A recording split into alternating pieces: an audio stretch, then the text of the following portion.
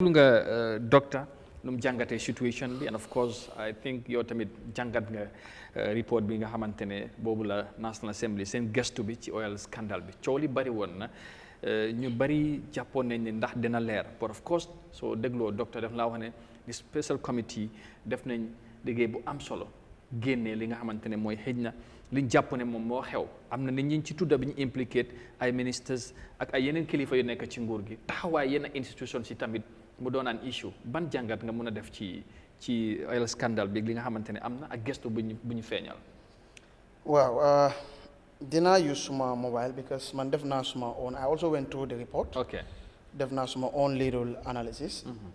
bind naa ko waaye balaa ñëw foofu noonu. waaw comme déggal lu docteur wax. waaw ne we should not expect much from these people. In 2021 or 2022, among shortage of fuel importation and so on. Sehu Jawara and Omar Njai and all those things. The case ultimately was struck out because they say there was no diligent prosecution. We've seen not long ago as well, magistrate B, kind of magistrate court, prosecution B were not diligent. You see, let me tell you one thing. Gambians nekatun days of Jammeh, days of Jawara, or days of the British. We're talking about highly educated people, highly sophisticated people. Government, they know exactly what is going on. They can predict, they can forecast it based on previous historical data. So obviously, lumla one more. Nga xamne prosecutor li yep wala dafa dem court yaage ñu ne judge bi wala magistrate bi daf ko da parce que ñu wara prosecute duñ day ñew wala ni wala na. Obviously we should not have much to expect. Waaye man fuma bëgg focus moy the loss of revenue to the Gambia. The inquiry of the parliament, best of judgment. According to my investigations, best of judgment line def two companies ñoo ñew ñu xool compagnie yu lim nii su nee dañu waroon a fay tax ñaata la waroon a nekk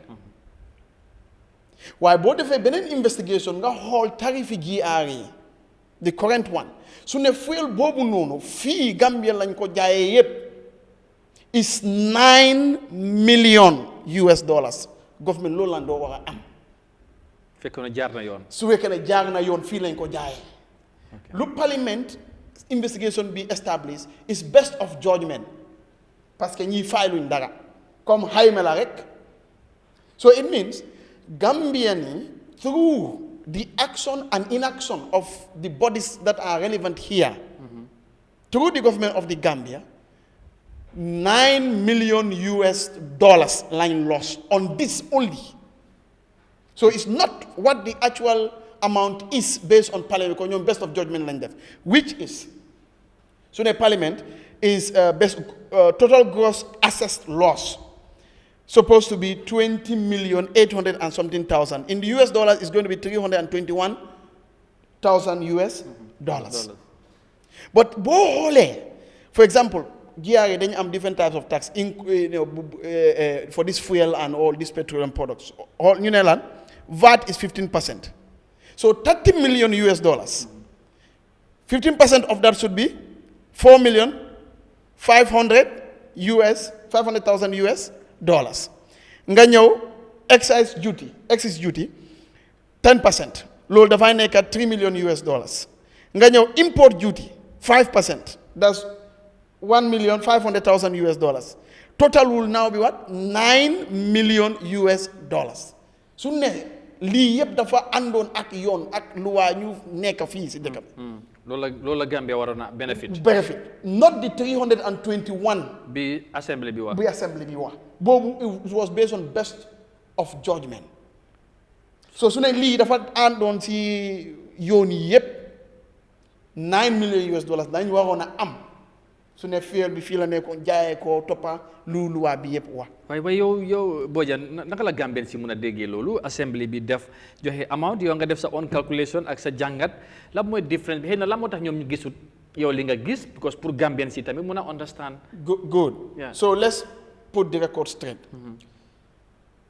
su ne 30 million worth of petroleum product bu ñëw Gambia. waaw lañ fi dugal. waaw dafa dem compagnie yooyu noonu dañu register dañu am licence lii yëpp fay yu ndaw yu war a def registration ak everything ak lu ñu waroon a fay si dépôt bi ak everything lañ nekk di wax moo tax ñu ne su ne jaaroon na yoon lu waa dëkk bi ak régulation si teg na sarta yi nga xam ne yooyu yaa war a toppa nangam nga war a fay foo buggee nii nangam nga war a fay loolu laa nekk di wax so su ne loolu ngay toppa beesoon woo ma ko si kaddu Bojankunda si kaddu luwaay réew mi ak régulation si ak tarif yi su ne 30 million worth of petroleum product bi jaaroon na si yoon man foofu laa ko gisee waaye luy issue bi mooy estimation daf dee mën a am let's say for example yow kii register wut so doo mun a xam exactly parce que register wut xamuloo waaye da ngay mun a am expert based this thing best of judgment ñu xool ok ñu xayma ko waaw dëgg kii nag we don't have much evidence parce que jaarut si yoon bi ay yooyu noonu waaye nag su bonee ba bon nangam la mun a fay nangam la waroon a mun a fay li nga xam ne nguur bi waroon na mun a njëriñ te ñii tamit nekk consider woon from my analysis I stand to be corrected waaye from my analysis wawuñ ne su ne dañ ko jaayoon ñu ne su ne dafa ñëwoon sax ñu koy re-export ak yooyu noonu so man suma 9 million bi I arrive at it based on the available data and tariff based on su ne fuel bi bu ñëwoon fii nekkut re-export also fii la nekkoon ñu distribute ko yëpp ñaata la waroon a nekka pour Gambian ku nekk fële mu understand for example waaw ma ne dama gën a intelligent kooku de waaye pour mu gën a leer su ne fuel boobu noonu dafa jógee si port bi mu fay lu mu war a fay mu ñëw si dépôt bi fay lu mu war a fay jaa oil jël ko jaa oil fay lu mu war a fay léegi bu ñu fa def si every litre loolu yëpp mun na defi loolu ñaata la war a jug dëkk bi ak driver ku koy yóbbu base soo calculé lii yëpp da ngay xam ne sax 9 million boobu bu ñëwee wax ni ëpp na ko mën naa ëpp you understand so this is what exactly man I make out of my analysis from loolu noonu so loolu moo laay woon ne ñu ngi ñaan Gambian si loss of revenue baawul si ñëpp Barrow sa bëgg ko 9 million US dollars that's not small money that's not small money that could have done something great for this country so lu ñoo ñaan mooy ñu xool comme docteur Gadjigo nu mu ko waxee ñu xool gis nga amee nguur exam la ñu ngee ñëw third time mooy final exam bi mooy 2026 waaw Barrow nag mu ngee fail si yëpp yow loolu nga gis voilà loolu la report si wone di te loolu lañ gis léegi nii di because for example yaa ngi amoon shortage of fuel te am na ñu nekkoon si gannaaw ñu dem si court rek after ñu ne prosecution bi they are not diligent.